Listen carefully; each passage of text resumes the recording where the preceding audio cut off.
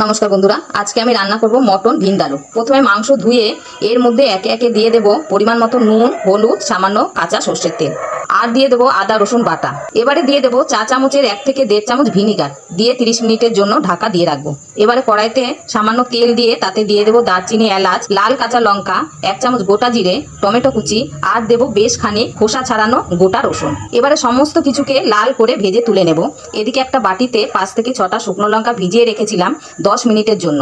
এবারে রসুন, জিরে, লাল কাঁচা লঙ্কা, টমেটো কুচি সমস্ত কিছু দিয়ে একটা মিক্সিতে পেস্ট তৈরি করে নেব। অবশ্যই শুকনো লঙ্কার বীজগুলো বের করে নিতে হবে। এরপর কড়াইতে তেল দিয়ে নুন আর হলুদ দিয়ে আলুগুলো ভেজে তুলে নেব লাল লাল করে। আপনাদের ইচ্ছে না করলে আলু দেবেন না, অবশ্যই এই রান্নায় আলু যায় না। এবারে ওই আলু ভাজা তেলের মধ্যে দিয়ে দেব বেশ খানিক পেঁয়াজ কুচি দিয়ে তার মধ্যে দিয়ে দেব নুন, ভালো করে নাড়াচাড়া করে এবারে দিয়ে দেব মাংস।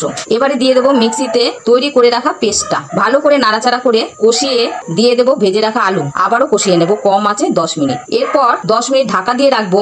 ঢাকা তুলে একে একে সমস্ত আলু তুলে নেব। এবারে দিয়ে দেবো আন্দাজ মতো জল। প্রেসারে 4টে সিটি দিয়ে নেব। এরপরে রেস্টে রেখে দেবো 10 মিনিট। 10 মিনিট পর প্রেসারের ঢাকা খুলে কড়াইতে ঢেলে দেব মাংস, ঝোল, আলু সমেত। এবারে কম আঁচে 10 মিনিট ঢাকা দিয়ে রাখবো। 10 মিনিট পর ঢাকা তুলে গরম মশলা বাটা দিয়ে নামিয়ে নিলেই হয়ে গেল মটন ভিন্ডালু। ধন্যবাদ।